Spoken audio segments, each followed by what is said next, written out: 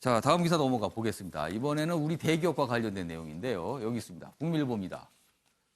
조원태 회장 총수로 지정이 됐지만 한진과 혼란 당분간 지속될 듯하다. 이 얘기입니다. 지금 한진그룹의 이른바 이전 총수 지정 어떤 날짜가 있었는데 그 날짜까지 지정이 안 됐어요. 그래서 공정위가 좀 기다렸어요. 그런데도 안 된 겁니다. 그러자 직권으로 조원태 한진칼 회장을 총수라고 딱 지정을 했어요. 이런 경우는 굉장히 이례적인 겁니다. 왜냐하면 대기업의 총수는요, 그 그룹에서 이 추대를 하게 되는 거거든요. 그래서 공정위에 제출해서 우리의 총수는 누굽니다. 이렇게 알려면 공정위가 받아주는 거예요. 그런데 그런 게 없으니까 공정위가 그러면 이 사람이 총수해. 이렇게 한 겁니다. 공정위 동일인 직권으로 변경. 여기서 말한 동일이라는 걸 총수를 의미해요. 직권으로 변경했는데 그렇다면 한진그룹 내부에 뭔가 이상이 있다. 이런 생각을 지울 수가 없는 거예요. 경영승계, 상속 문제가 정리 안 된 것 아니냐. 뭐 이렇게 돼 있습니다. 자, 이종걸 대표. 네. 무슨 속사정입니까 도대체? 그러니까 조양호 회장이 갑자기 별세를 하시면서 예. 유언장도 제대로 준비를 안 하고 떠나신 것 같아요. 예. 그러니까 이 이명희 여사가 부인이고 예. 아들 하나에 딸 둘이잖아요. 예. 그 사람들끼리 지분에 관해서 정리가 끝났으면은 당연히 공정위에 신고를 하면 우리 이분을 총수로 하고 상속자로 하겠습니다 하면은 계산이 끝나는데 예. 한진그룹에서 공정위에 제대로 신고를 안 한 거예요. 그리고 상속 계획에 대해서도 아직 안 한 거예요. 그러니까 공정위에서 15일 날짜로는 마감이고 하니까 예. 한진 총수는 그러면 조원태로 한다. 뭐 이렇게 일단 직권으로 지정을 한 거죠. 그래서 좀 한진그룹을 보면 좀 안타깝고 앞으로 지분 경쟁이 좀 상속세는 10월까지 내거든요. 예. 그때 한 2천억을 내야 되는데 예. 그 상속세 내는 과정에서도 상당히 좀 분쟁이 좀 일어날 가능성이 있어서 저는 이명희 여사가 부인이 지분을 제일 많이 상속받거든요. 예. 이명희 여사가 주요한 좀 역할을 앞으로도 좀 해야 된다 이런 생각이 들고 전 두 가지를 꼭 묻고 싶어요. 예. 꼭 자식한테 줘야 되냐. 아. 또 하나는 예. 꼭 아들한테 줘야 되냐. 어. 예. 우리나라 자식한테 너무 주려고 하고 우리나라가 특히요. 예. 딸한테 제가 기업을 물려주는 경우를 거의 못 봤어요. 경영 잘하면 딸한테도 줄 수 있어야 되거든요. 물론 뭐 갑질 사건도 있고 한데 예, 예. 미망인 기준으로 볼 때는 제일 한진을 경영을 잘할 사람한테 줘야 되는데 거기에 대한 좀 배려가 좀 더 부족하지 않느냐 뭐 이런 생각이 들고 한진그룹이 저는 더 잘 되려면요. 예. 스웨덴의 발렌바리 가문처럼 예. 재단 하나 구성하는 거예요. 그래서 지배는 하지만 통치하지는 않는다. 소유는 하지 않는데 직접 경영은 전문 경영한테 맡기는 거예요. 그러면은 한진그룹 조 씨가 대대손손 할 수 있는데 예. 저는 지분 싸우잖아요. 지금 조양호 회장도 사형제가 싸워서 예. 계열 분리돼서 서로 유언장 예. 속였다고 소송까지 했거든요. 아들 대해서도 자칫하면은 그럴 가능성이 분쟁이 일어날 가능성이 상당히 좀 있어 보입니다. 그렇다면 지금 지분을 갖고 있는 자녀가 3남매예요. 그럼 예. 3남매 사이에 뭔가 다툼이 있다? 상당히 있다고 보여지고 그 계열 분리가 그러면 될 수도 있죠. 아, 또 그럼 아예 그렇죠. 그룹 전체 기업들을 나눠서 그렇죠. 받는다? 대한항공 또 진에어도 저가항공도 있고 또 항공 정비하는 것도 있고 하니까 예. 찢어서 뭐 할 수도 있는데 예. 그러면은 좀 국가 경쟁력이나 기업 경쟁력이라고 할 때 효율성은 상당히 떨어질 수 있다. 저는 이렇게 봅니다.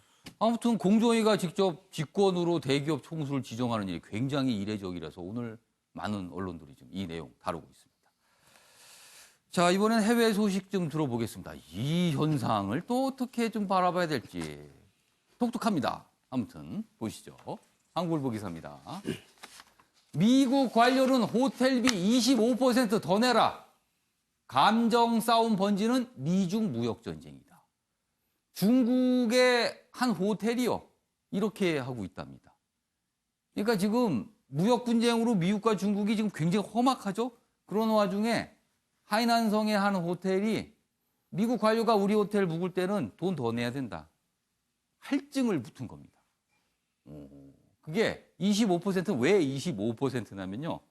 중국산 제품에 대해서 미국이 지금 25% 고율 관세를 붙이기로 했죠. 그래서 딱 25% 더 내라는 겁니다. 요금을. 이거를 뭐라고 해석을 할까요? 이재용 전 의원. 이게 무슨 애국심일까요? 아니면 이게 좀 황당한 짓일까요? 얼마 전에 폴 로머라는 예. 경제학 노벨상 받은 학자가 그런 얘기를 했어요. 지금 미중 무역 전쟁은 단순한 무역 전쟁이 아니고 이념 전쟁이다. 예. 그래서 이제 굉장히 오랫동안 진행될 거라고 얘기했는데 이게 현장에서는 예. 어찌 보면 우리가 봤을 땐 애들 싸움하는 것처럼 아주 어찌 보면 좀 치졸한 부분까지도 생각할 수 있게 이렇게 좀 서로 감정 싸움으로 좀 부추기고 있는데 저는 이런 것이 계속되면 이제 불상사가 생겨날 수도 있다고 생각을 합니다. 감정이 굉장히 이제 격해될 수도 있으니까. 예. 근데 사실 전 저런 거를 보면서 가장 걱정되는 건 또 우리나라예요. 왜냐하면 우리 경제가 지금 미국과 중국에 가장 크게 지금 그렇죠. 우리는 미국과 중국에 수출을 많이 합니다. 그 두 나라가 없으면은 사실 우리 무역이라는 건 굉장히 타격이 크거든요. 근데 안 그래도 지금 경제 상황이 안 좋은데 예. 미중 무역 전쟁의 가장 큰 피해자가 우리 대한민국이 될 수도 있다고 생각을 해서 예. 저런 거 볼 때마다 좀 마음이 섬찟합니다.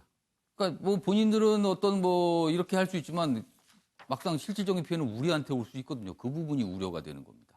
뭐 중국 부모들은요, 미국 유학길 막힐까 이렇게 또 걱정하시는 분도 있다 그래요. 미국하고 안 좋으니까요. 알겠습니다. 자, 이번에는요, 사진 속에 담긴 사연을 들어보는 순서입니다. 이슈컷 보시죠.